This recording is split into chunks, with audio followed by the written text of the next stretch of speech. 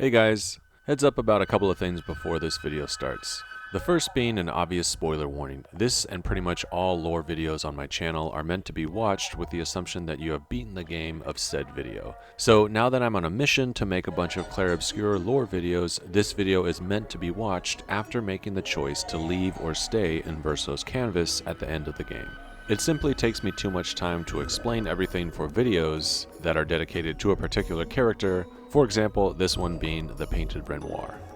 And about that, after locking this video and proof watching it, I realized it's quite confusing if you don't understand the ins and outs of the Dessendre family and their painted versions.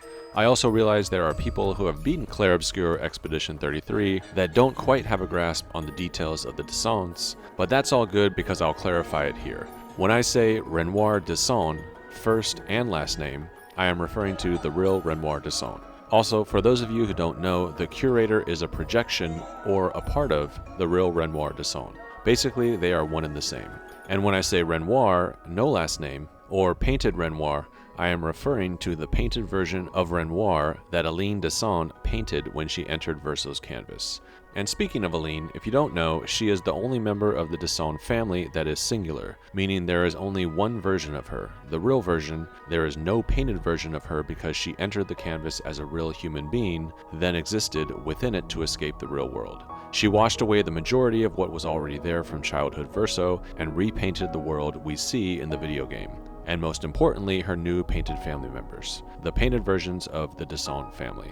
There is no painted Alicia because she is the one doing the painting. She wouldn't paint a new version of herself because she wants to live with the painted versions. It wouldn't make sense for her to paint a painted, fake version of herself. She is escaping reality, so she exists in the canvas as the only one aware of what she has done for a time until her real-world family members enter the canvas at different times to try and pull her out back into the real world. Okay, that's pretty much all you need to know to wrap your head around my video.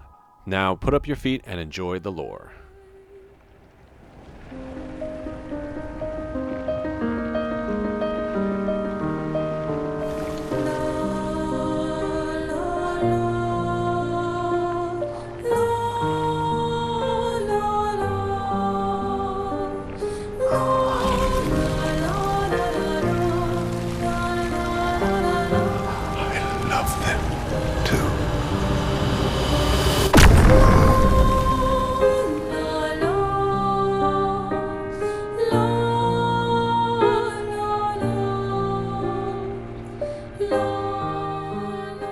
This is the tragedy of the painted.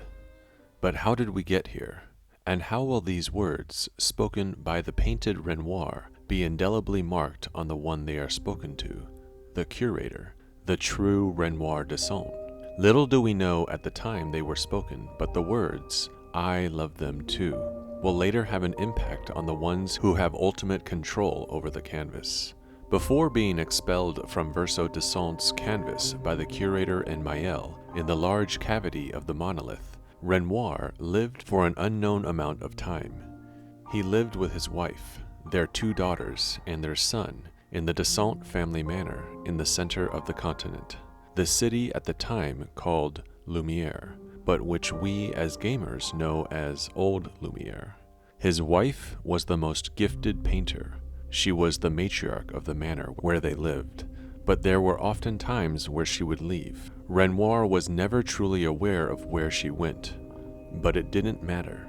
He knew their love was secure. When they were together, it was her and him always, always united, never at odds with one another. His eldest daughter, Clair, was gifted in every way that his wife was. His son Verso was an incredible pianist. Verso loved everything about Lumiere. The opera house and the boulangerie were where he frequented the most. His youngest daughter, Alicia, had white hair and carried the burn marks of a tragic fire on her face and in her throat, denying her the ability to use her natural voice anymore.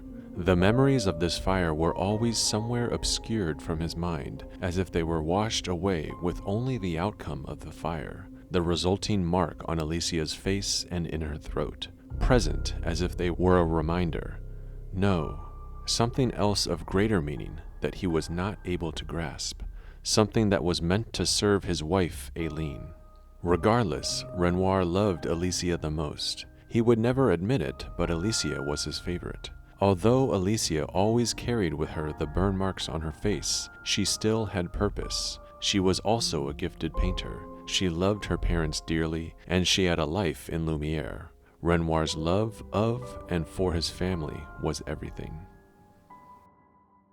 The Fracture. Renoir's wife, Aileen, turned to him one morning. She told him she needed to leave. She had to speak with someone from what she said was her past life. Renoir thought this meant an associate, perhaps a fellow painter, someone who Aileen went to when she often left the manor. She had only been gone a few minutes when he heard it. He still remembered the terrible sound it made. The sky cracked open and a deafening surge of energy pierced down, impacting Lumiere. The shockwave hurled Renoir with a force that was greater than he knew possible. What he saw around him was just as impossible. His vision blurred as the speed at which he flew outward away from Lumiere picked up. What he saw made no sense. In his blurred line of sight, he thought he saw massive swords of light and some of darkness being flung downward into the ground. And then what he saw could only be described as two flying figures swirling one another high in the sky. Were they dancing? No, battling. The swords they hurled at one another sent multiple shockwaves through the air as more and more of Lumiere, the city itself and the ground it stood on, was catapulted, ejected outward.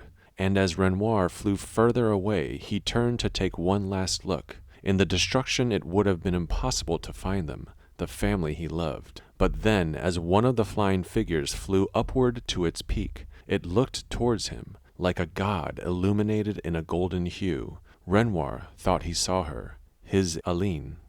He could not comprehend this. Then the god withdrew another sword of light, and with the speed of a lightning bolt slammed down into Lumiere one last time. The resulting concussive blast surged outward, boosting Renoir and the mass of land he clung to further, across the sea until he landed with such force that his body went limp and everything went dark. The new Lumiere. Nothing that Renoir saw when he woke made sense. Much of Lumiere was still intact. Buildings, streets, and whole portions of the city were somehow still standing, with only minor signs of damage. Slicing through the city that remained were large metallic veins of chrome, as if uprooted from underneath the city, like layers of paint being exposed from a broken canvas. Renoir noticed that several Lumiereans also survived the event. Over the next several days, the survivors gathered. As they looked around, they soon noticed their position across the sea, far from where they used to live on the continent. Renoir was able to find his son Verso. Clair, Alicia, and Aileen were nowhere to be found.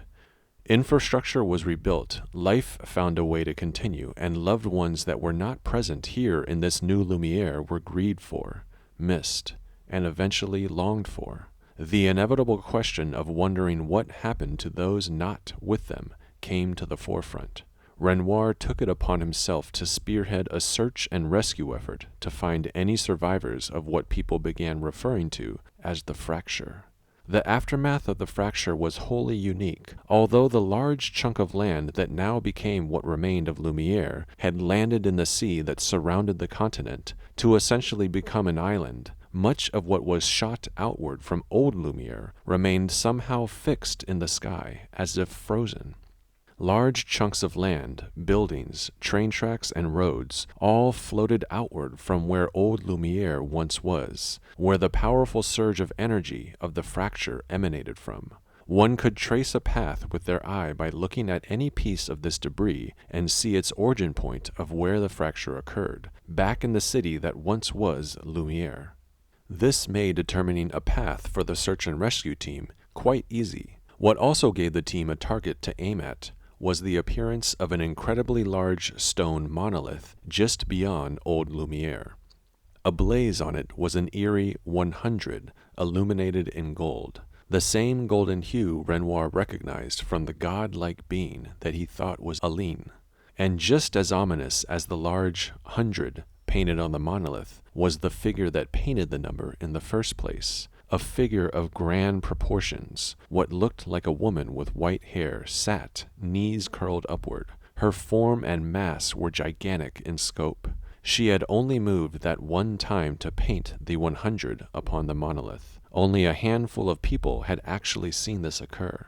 Now the colossal figure below the monolith sat, as if brooding, making no signs at further interaction or communication with those in Lumiere. They were forced simply to wonder what this being and the 100 actually meant. But the mystery of the golden illuminated 100 and the large white-haired woman, combined with the urge to find his wife, propelled Renoir to be the one to lead the search and rescue party. Verso and several others decided to come with him. They named their group Expedition Zero, and they set off towards Old Lumiere and the monolith.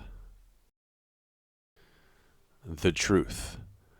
Renoir could not have known just how monumental this voyage, this expedition, would be for him and his family.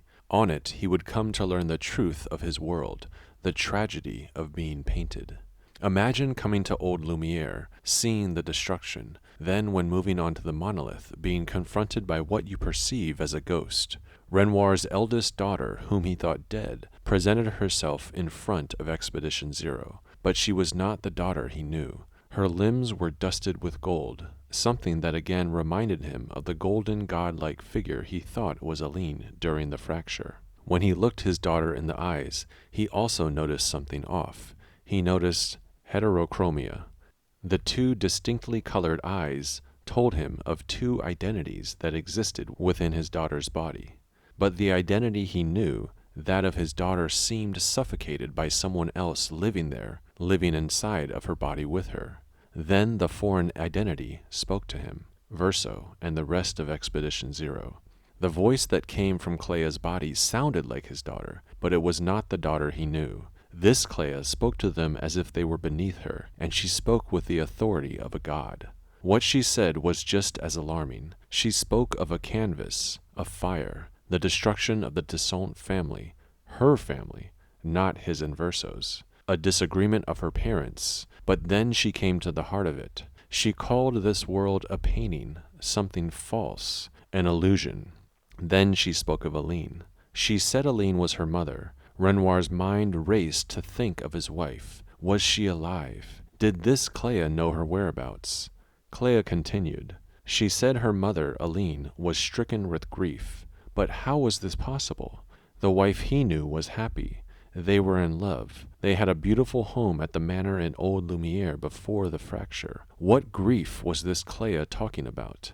Then, most shockingly, Clair revealed the devastating truth. Clair spat it at them, seemingly without a drop of concern. She told them that, like the world they were in, they too were false, that they were painted.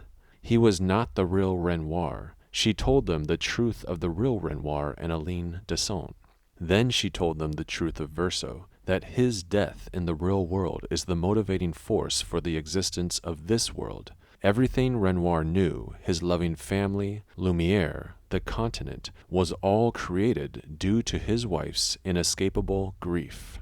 Aline's power as a paintress was used to fabricate a reality for her to live in, to numb herself of the pain she lived in daily since the tragic fire that took Verso from her in the real world made living in it too much.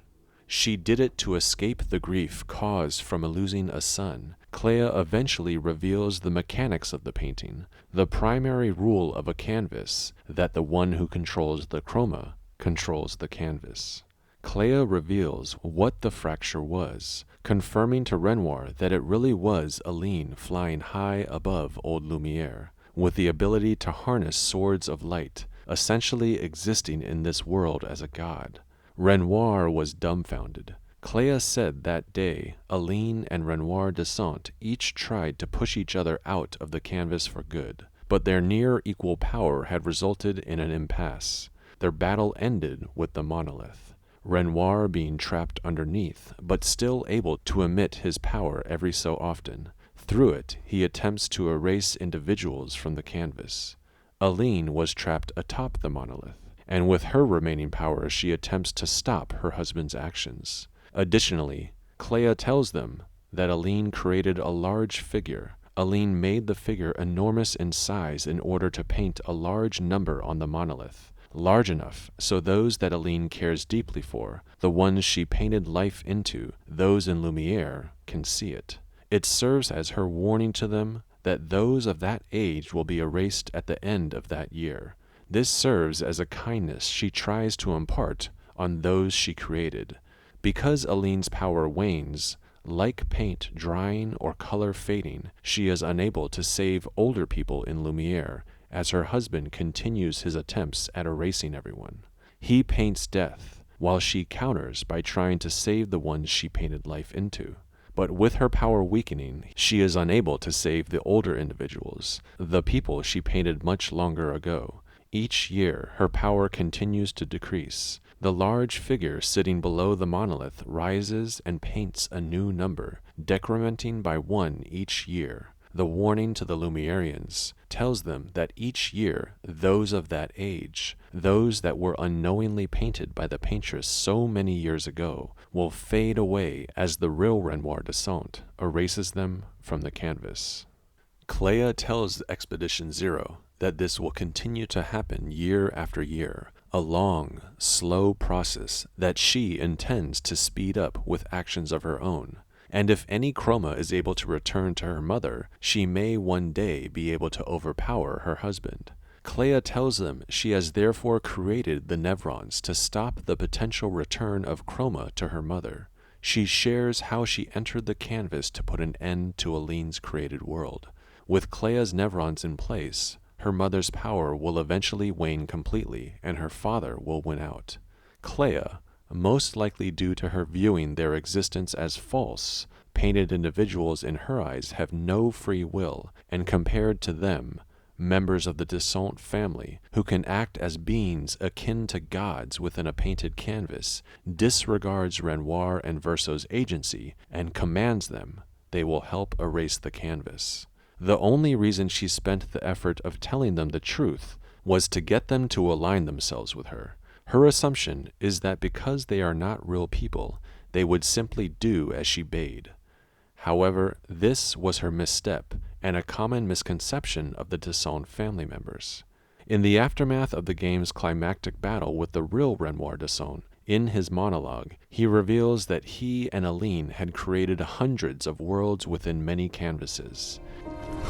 We painted hundreds of canvas worlds, pushing the very boundaries of creation. And as made evident by the curator, Renoir Dessendre himself, so readily dispelling the painted Renoir from the canvas earlier, it's clear that the Dessendres, Clair included, create and erase individuals and whole worlds that they fabricate within canvases at will, without giving them and their identities a second thought. This is the tragedy of being painted. To the Dessendres, painted individuals are not real. They are not worthy of being given their own agency, to live with, to make choices, and to love. But Clair's miscalculation springs Renoir and Verso into action. Now knowing the truth of the paintress, the ominous figure Renoir first saw as a threat, actually being a figment of his trapped wife, he sees a future in which he and his son can return to Lumiere and live out the time they still have. As of now, he sees no real solution to actually saving his wife. Upon hearing Clair's confession of the truth, Renoir has near instantaneously come to peace knowing that his wife, the creator of this world, fights for them. He and Verso escape Clair. She decimates the other expeditioners, and the two return to Lumiere and inform the citizens that the paintress is not a threat. But due to a number of factors, their messaging is not believed. Because they, as a father and son, are the only two survivors of Expedition Zero, they are met with suspicion. Furthermore, because of the occurrence of older people in Lumiere vanishing at what seems to be the result of the paintress, painting a new decrementing number upon the monolith each year, it becomes difficult for the Lumiereans to believe the father and son about the paintress being harmless. If you simply look at the process of what appears to be happening, it seems impossible to not view the paintress as the one erasing the citizens each year. The figure is colossal in size. Communication with it is impossible. And each time she paints a new number on the monolith, over the years the citizens of Lumiere begin to understand that the people of that age disappear. This occurrence becomes associated with horror, and it is next to impossible not to correlate it to the paintress's actions. Renoir and Verso most likely struggle to convince the Lumiereans of their original message that she is not the real threat. Over time, the two also have a falling out. Renoir holds steadfast to the commitment to his wife and keeping the canvas and those in it alive, while Verso's view of what the canvas actually means for the real Verso's soul seems to evolve. By the time we get to the video game Clair Obscur Expedition 33 proper, Verso has fully come to terms with what his and the canvas's continued existence means. That although it provides them and everyone inside it a life and world to live in, it does so at a cost. The real Verso's soul can never truly rest because a part of it is trapped here eternally. Verso painted this canvas. It contains a piece of his soul. Verso does mention at camp that he has grown tired of living while everyone else he knows around him dies, what he views as a curse due to him being bestowed with immortality by his mother. But over the course of the game, we learn that his true motivating force is to allow him and the real Verso's soul the opportunity to finally rest. Renoir and Verso part ways due to these two reasons. Verso restarts the expeditions and accompanies the expeditioners on some of them, while Renoir falls back to the continent to defend and protect the paintress, his wife. Alicia and Maelle. At some point, Renoir is reunited with Alicia, his painted daughter. She now knows the truth.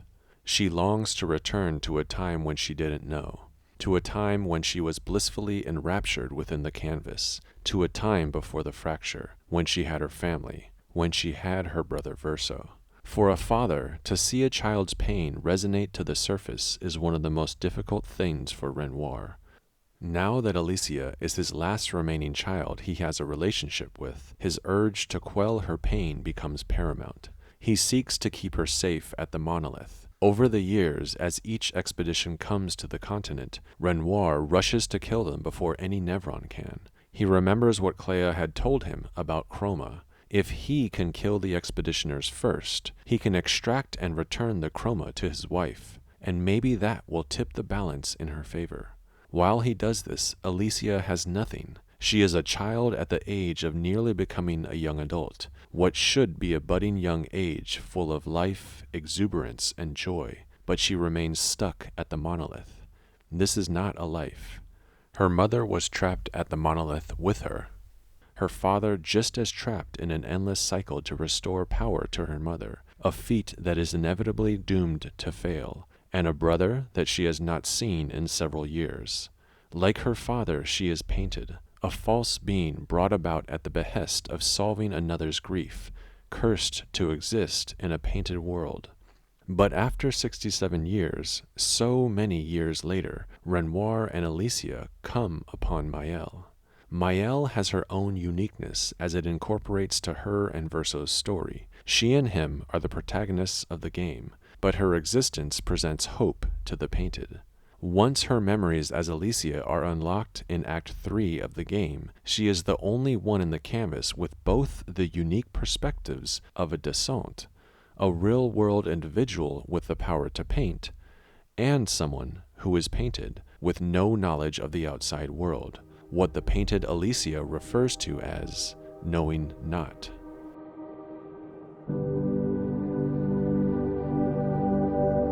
I envy them, those who can't see, those who know not that they are not, and those who live, blithe and free, sins forgotten, and thus absolved, a fresh dawn in their playground, while we live in shadows,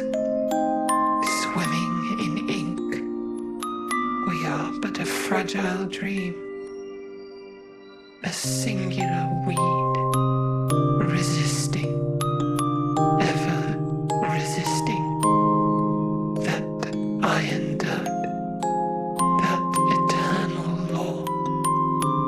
Those who can't see, those who know not, that they are not. Do you know?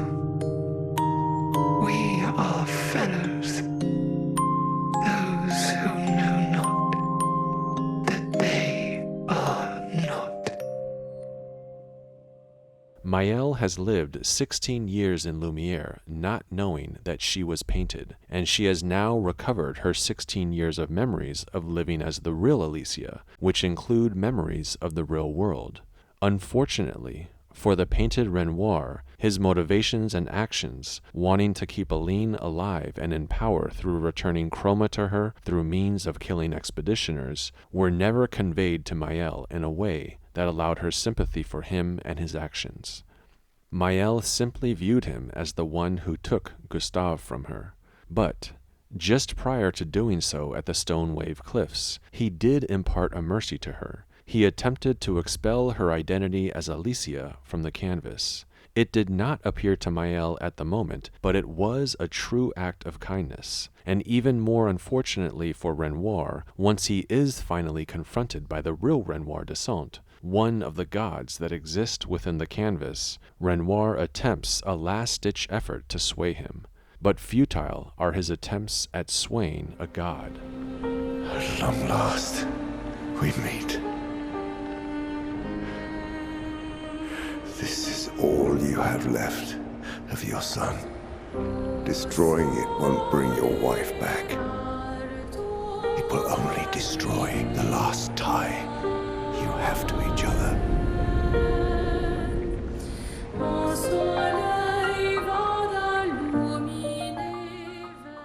The curator, Renoir Dessendre, views the painted as nothing compared to the importance of his motivations to erase the canvas, to have his wife back with him in the real world. Those that stand with them in the large cavity of the monolith, with the exception of Maelle, Lune, Ciel, Monaco, Verso, and the Painted Renoir, represent what he is trying to erase. Painted Renoir is not spared. He is not given that same kindness that he attempted to give Maelle back at the Stone Wave Cliffs. Renoir Dessendre takes his daughter's hand, and they act.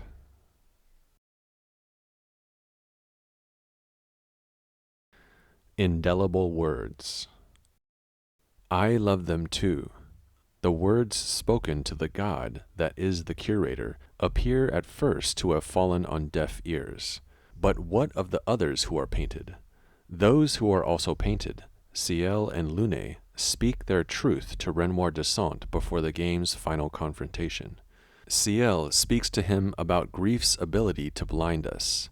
Renoir Dessendre knows how much the death of Verso took from his family, just how much Ciel's words speak truth.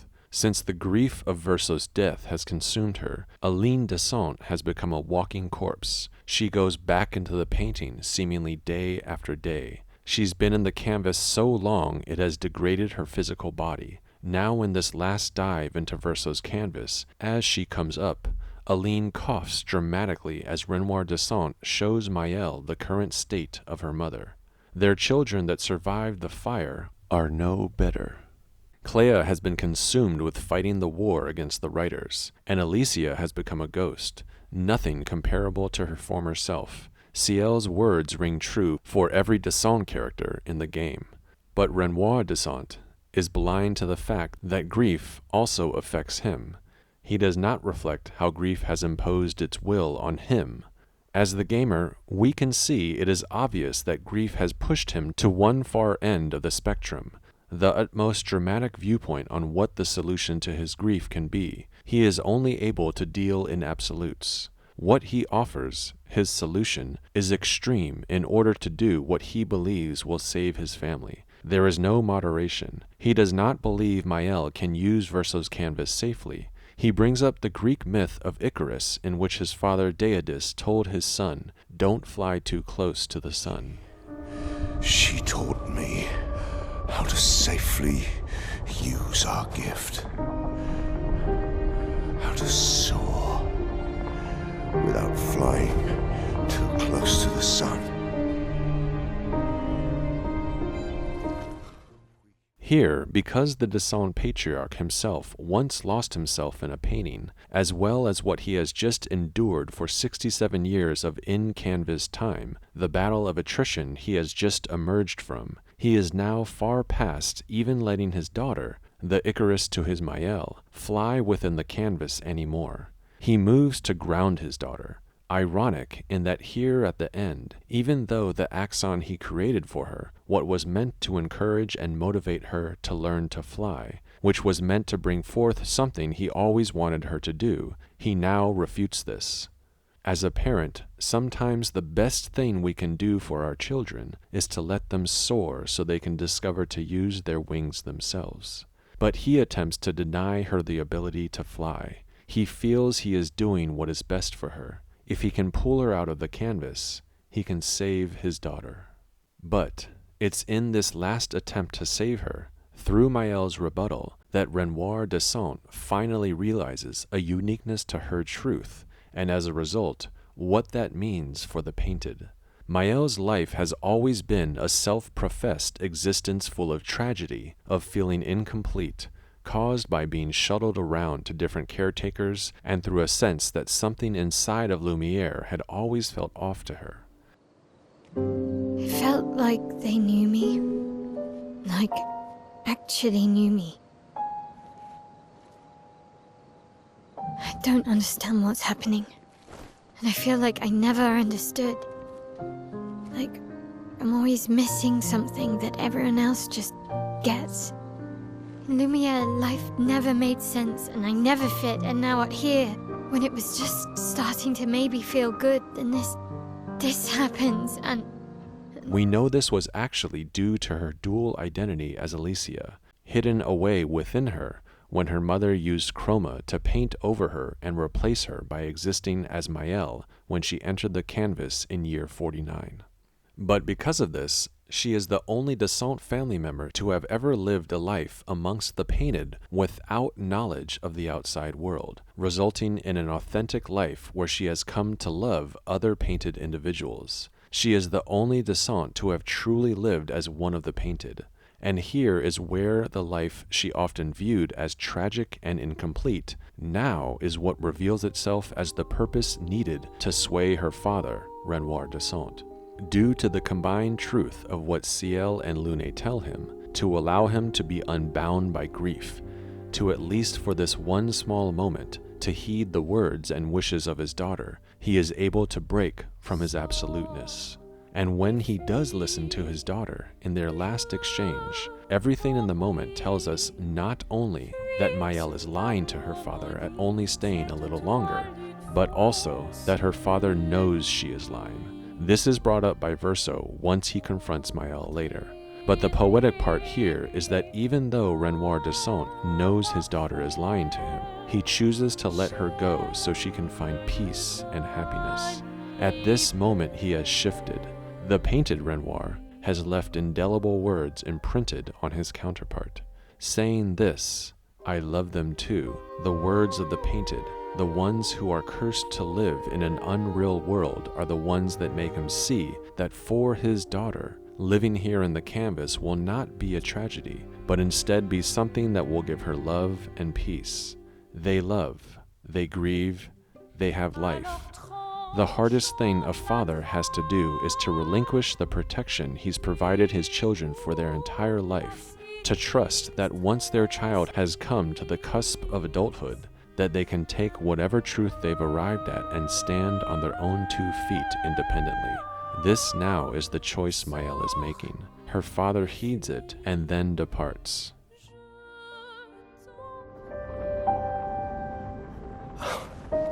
Keep the light on for you.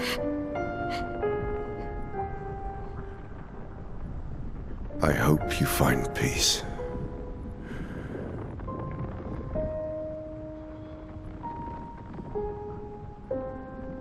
Hold on to each other.